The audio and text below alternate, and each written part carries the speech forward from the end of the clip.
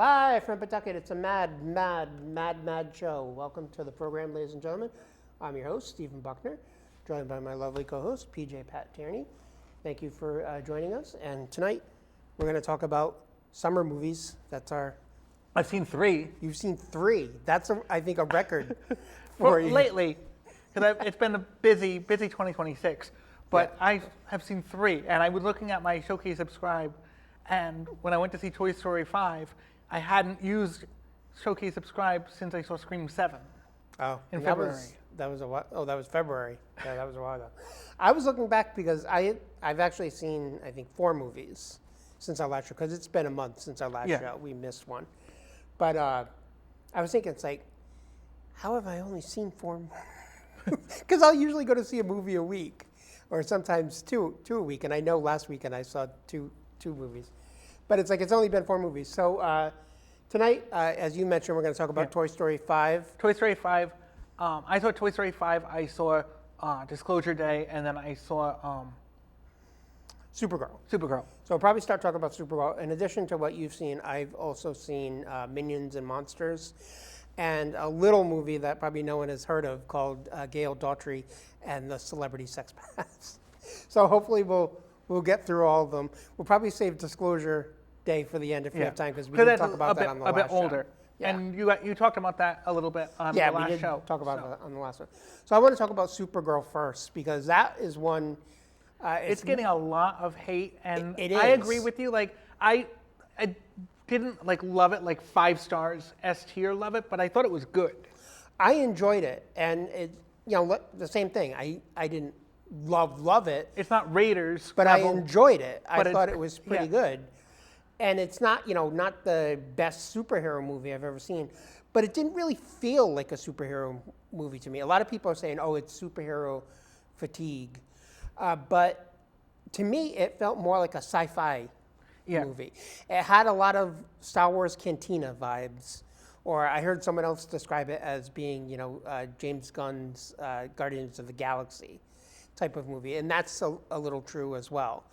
But I liked it. Supergirl, we were starting to say before the show started, Supergirl, even though a lot of people know of Supergirl, they're not really that familiar with the character. Like, you can't describe what Supergirl is like. Different versions of the character where, she's Kal-El's cousin, and was sent as well to Earth to watch over him. Or then there's several different versions, because the clip from Smallville was on my feed, and they went with a totally different version of Supergirl. She didn't know that Clark was Clark, because Clark was a baby when she went into stasis. Yeah, usually there's some sort of thing where she's either been in suspended animation or went through some sort of time wormhole to explain why she grew up on Krypton and was older than Kal-El, yet on Earth she's younger. So there have been different iterations of the character, but the main thing is usually that she's Kal-El's cousin from Krypton. And this movie sort of does a little bit of a new twist on her character. I believe they used the Girl origin. of Tomorrow storyline, right? Yes, and I actually ended up reading it's Woman of Tomorrow. Woman of Tomorrow. Is a comic series that they did. I think it was a limited series, which you can buy as a collected volume. Yeah. Which, it didn't take me long. I read it on a plane in an afternoon. But it was interesting. I think maybe I liked the movie more, but the comic was good. And this is one of the first times, like you were saying, it's an adaptation, a direct adaptation of a comics storyline, because most superhero movies, they're sort of inspired by... They're inspired, because there's so much baggage there. Yeah. Especially something like Spider-Man, which has been adapted going, many, many times going back to the 60s, or Superman himself. George Reeve, Christopher Reeve, the crazy guy who was in the 90s show. There've been so many incarnations that and all the different with Superman, all the different cartoons, the Fleischer cartoons, right? And the Tim Daly cartoons. Yeah. So they're taking elements, this piece, that piece, from here and there, but there's never usually a direct. except for the direct-to-video animated movies. They've been a lot of adaptations there, but as far as live action. But this is actually adapting that story from that comic which I line. like. I like taking a concrete story and then just, they're picking and choosing some things, and it's an adaptation, and adaptations are what they are. And adaptations, doesn't always mean it's a literal adaptation of it. Because you have to adjust for the format. Yeah, it's taking for the most part, it's a pretty faithful adaptation, but they do change. It's using the broad strokes of it, the character names, places, things like that. But it's changed some of the situations. It's changed some of the background. But I think overall, it is a pretty true adaptation. People are complaining about how they changed things from the comic to the movie, and it's like that's the way things are when things get adapted. It's not going to be one for one. It's not going to be the exact thing. I was really pleasantly surprised that what's Jason Momoa's character's name? Lobo. I had seen the commercials for the toys from KFC, and just based on looking at it, I thought he was going to be the villain. No, but he's a neutral character. He's not a good guy. He's not a bad guy. He's I mean, he has appeared he was in the. I knew him from the comics because I read the Superman comics when I was a teenager, and I knew him from there. But he was also in the Superman animated series. I think there were some of the direct-to-DVD movies, animated movies that he was in. But I was looking forward to seeing his character in live action. And Jason Momoa did a really good job. He was the perfect actor to play that part. And some people, there's a lot of negative stuff out there online. I would say ignore it. Some people were complaining that his character was just wasted in this, but it's Supergirl's movie. It's Supergirl's movie. You don't want him to be an equal partner in the story. He pops up in a few scenes, which is enough. Yeah. I enjoyed the amount that he was in the movie, the scenes that he was in, and helps with baggage. He helps, but he helps with baggage. Yeah, and it kind of introduces the character so that maybe they could use him down the line, like in another Superman movie or his own movie. Yeah. And I know I conject that Jason would definitely be down for that. Oh yeah, I'm certain he would. So I liked his part in it. Basically, the storyline, which is similar to the comic, is that Supergirl is not on Earth. She's on an alien planet with a red sun, so that she can get drunk on her birthday, which is something they sort of established at the end of the first Superman movie. And she ends up crossing paths with this girl who is trying to get revenge on the criminal who has murdered her family. So, a trope we've seen before, to be honest. Yes, exactly. So it's kind of a revenge story. Something like, it's along the lines of True Grit or something like that. But it's something you've seen a lot where a character is out for revenge and someone is sort of assisting them. Supergirl very reluctantly ends up teaming up with this girl. She doesn't want to help her, but of course, Crypto gets poisoned by the same criminal, so she needs to track him down so she can get the antidote to save Crypto. So they both sort of have a mutual beneficial relationship in tracking down this criminal. But at the same time, part of why Kara she actually goes by Kara most of the movie, doesn't really call herself Supergirl, and she's not even in the outfit for most of the movie, which, some people may go into and say, where's the Supergirl outfit? It's not something you really see till the end of the movie. Yeah, for one, it's her it's not Supergirl outfit, it's her family crest. Yeah, but her character is sort of, she considers herself to be broken, and she kind of has a tragic backstory, which is eventually fully revealed over the course of the movie. There's flashbacks that you get a little bit more as the movie goes on. One of those flashbacks really spoke to me because they're telling her that they're going to die and that she has to continue and live on, and I'm like, this is like Danielle talking to me, and because of that, that scene really spoke really spoke to me. And I could see, that would be something that would be a parallel for a lot of people that have gone through. Yeah, especially like recent loss, and it's like, no, you have to go on. Like, you can't just, stay in the sadness of grief. Yeah, and that's really what the movie is about. Is that, for a long time, the character of Kara has been sort of wallowing. Yeah. In her grief and destructive and behavior in that grief. Exactly, and destructive behavior, and she sees this girl come along, who she sees starting along the same path that she's on, and she essentially helps her to keep her from getting that revenge and putting herself on a dark path like Kara.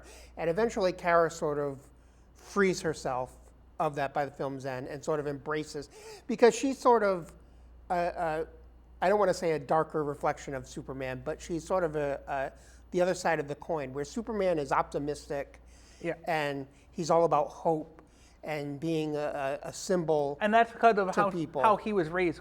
That's Jonathan and Martha. Right.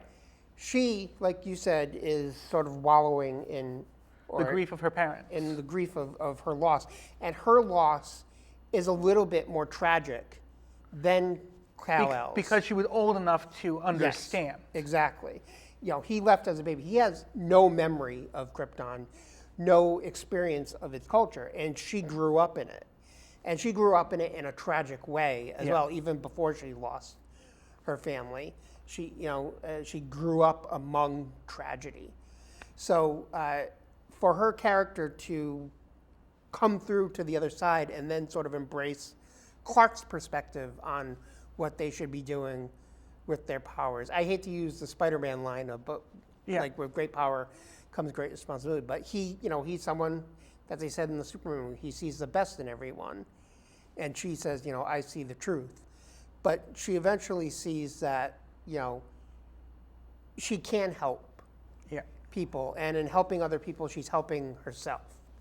So it's a pretty good movie. I enjoyed it. I would watch it again. Yeah, I almost had plans to see. I had plans to see it a second time because my niece wanted to see it, and I liked it enough that I was definitely willing to go see it a second time. Yeah. Not only because my niece wanted to see it, those plans fell through, so I wound up going to see Disclosure Day instead. Well, I mean, it's not doing tremendously well in the box office. I think a lot of that has to do with a lot of the toxic fans online are just trashing it, and I doubt very much that they've even seen it. Yeah. But I would ignore all the negative online hype. It's worth watching. It's a good movie. I would like to see the character again further down the line. Most likely it's not going to be in her own movie because this is not doing well, but, in another sort of... Or at least, let her be a character that pops in, pops out of some of the other movies until enough confidence is reached that she can have a second movie. Yeah, I mean, I think this is something where maybe when it has a second life on streaming or on cable, people are going to see it and say, oh, this was pretty good. Why were people trashing it? So there's that. So let's move on so we can try to get all the movies in. Toy Story 5 or? Toy Story 5, yeah, because we've both seen that. Now, what did you think of Toy Story 5? I like that one a lot. Of the Toy Story sequels, I still like Toy Story 2 the best. And this is almost a Toy Story 2-2. It is. It is kind of like a more direct follow-up to Toy Story 2. It's like you almost, except for the fact that you'd be confused about who Bonnie is, you almost could jump from 2 to 5. Yeah. So, and 2 is the one where they introduced Jesse. And this movie is focused on Jesse and Bonnie. Yeah.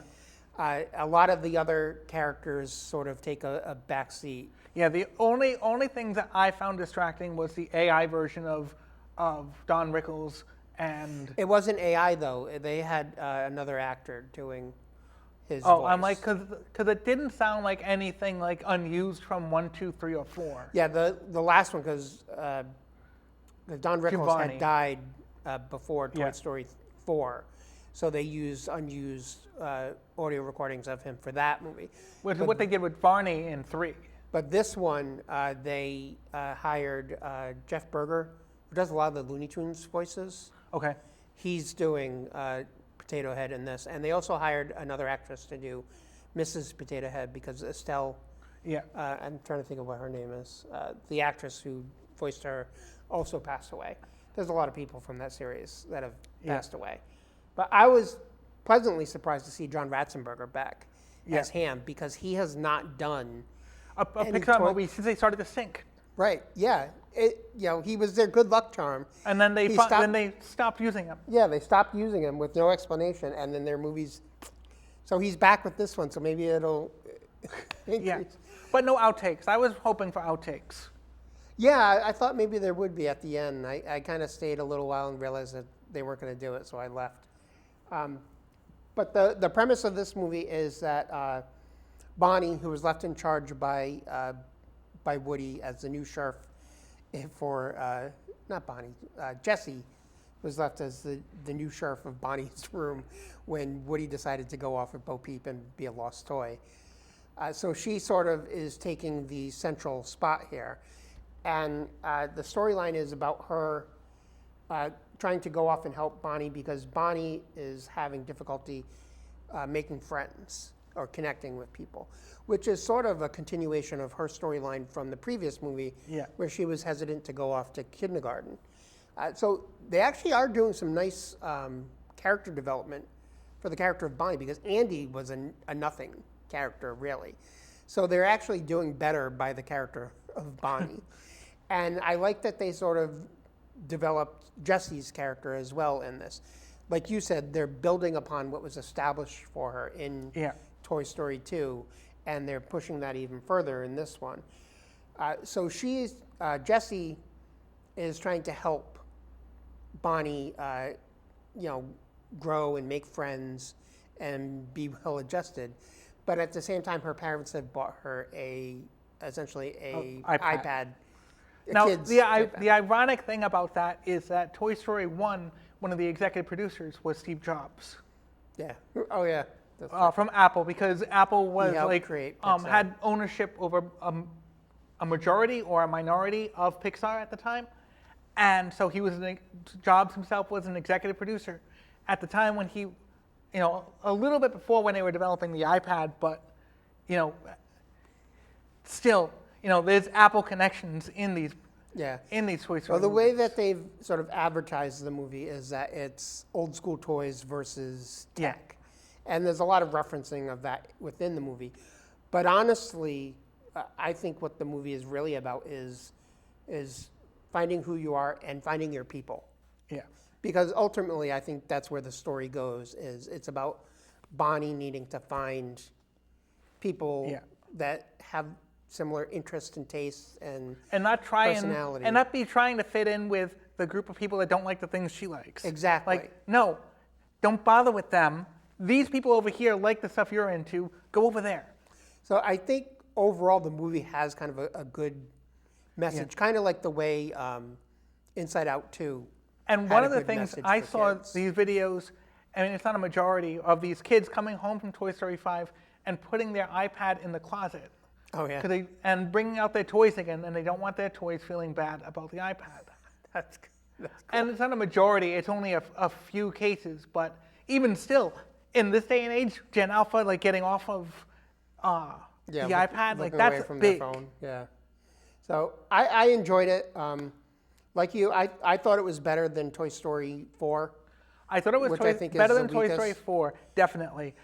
Toy Story 3? The pinnacle is still Toy Story 3, I think. I know you like 2. But I like 2 better. My thing with 3 is that the very fact that 4 exists takes air out of the balloon of 3. Well, that's what happens with a lot of sequels, is that because they want to make that cash grab or go to the well again. It had the perfect ending. It was just handing Woody over to Bonnie. The story is over. The toys are with someone new. She's really into toys. And that's part of why I didn't like Toy Story 4 is because it does exactly what you just said.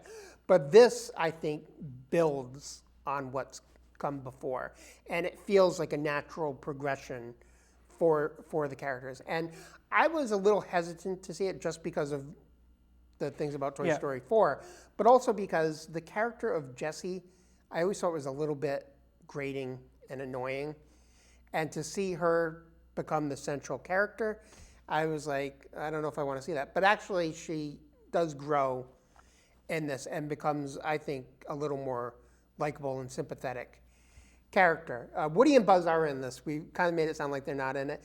They sort of have the B storyline where, because Jessie has sort of got separated from the group, they are sort of plotting to try to find her and rescue her.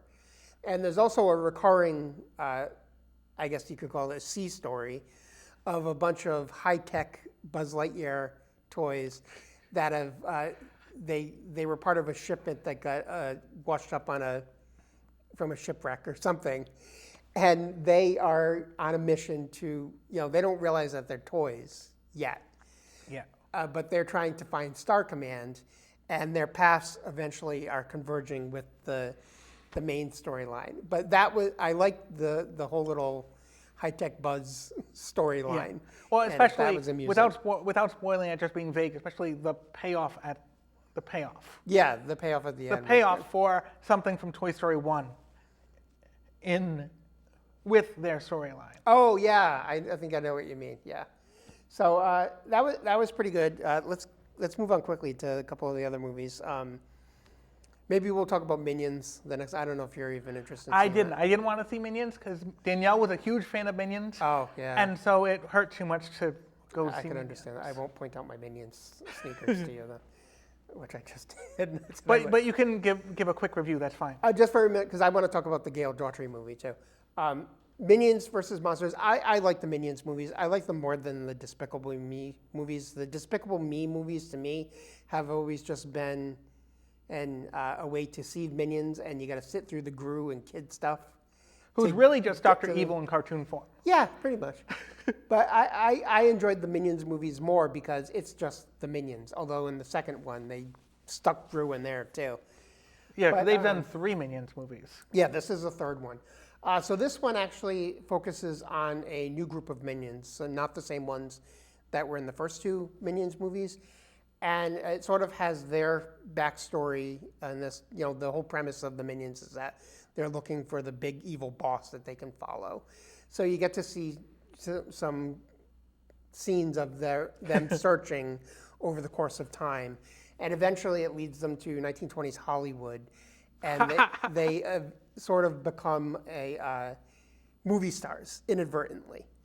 And that's where the story kicks in there. And I like that part of it because there's a lot of stuff in there, references that the average moviegoer, especially kids, are not going to get. References to silent movies. People will get the Charlie Chaplin ones. Yeah. But there's also Buster Keaton, Harold Lloyd, and others that are thrown in there. There's a shot that's, a couple shots that are referencing very famous early silent movies before they were even like long form, when they were just like 6-minute long movies. They're referencing some of those things, and the average person is not going to get those references at all. And I'm seeing all that, and I'm laughing. I'm like one of the only people in the theater laughing at some of the things. But seeing them being part of Hollywood, I thought that was really funny. But then it gets to the point where the storyline really is about the fact that they've been successful silent movie stars, and now sound kicks in, and of course they talk gibberish, so they can't be stars of a silent movie. So the main minion decides that in order to save their movie career, what they need to do is a big epic monster movie. So they go about trying to find real monsters to star in their movie, and that's where the movie goes off. And once it got to that point, I sort of lost interest because it started treading familiar ground in places where you have a character who, is not all that you think that he is, and people, 2 characters who are, close friends, getting jealous of a third coming between them. And it's all familiar stuff, which just sort of, I started getting bored with it. So it's probably not the best Minions movie, but for someone who likes the Minions, they're going to enjoy it. So there's like kids are going to like it.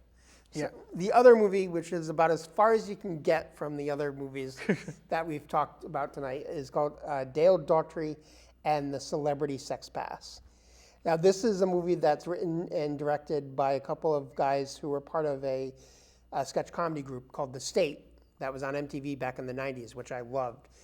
And they've gone on to do some cult things like Wet Hot American Summer and some other things.